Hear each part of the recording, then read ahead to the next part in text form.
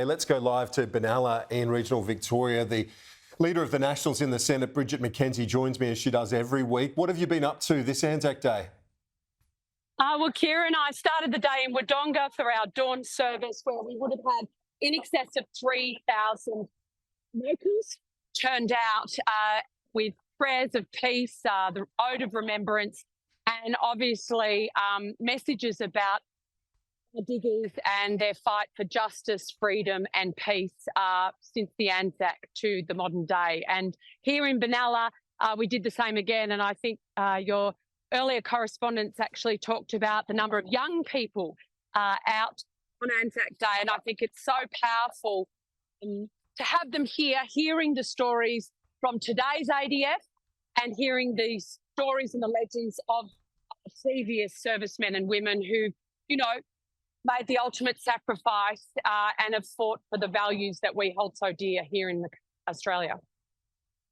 Yeah, and at a time when there can be arguments on all sorts of issues, it's a unifying thing, isn't it? It's a unifying thing for Australia. You've got the Prime Minister at Kokoda alongside the PNG PM. You've got the opposition leader in Brisbane at the dawn service. You there in regional Victoria.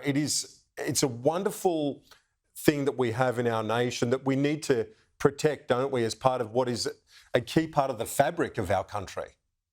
Yeah, absolutely. I mean, and I think part of both of the speeches that I heard today was not glorifying war, being quite realistic about the impact of war on communities, on individuals, and indeed sometimes to acknowledge that war is necessary to protect the things we hold dear, and to see all walks of life, all ages come together as one community. I think you're right, given what we've been experiencing here in Australia over the past month or so in terms of the fractiousness in some of our suburbs and capital cities in particular. A day like today gives us a chance to pause and reflect and think outside of ourselves about selflessness and how we can emulate the behaviour of our servicemen and women over the decades.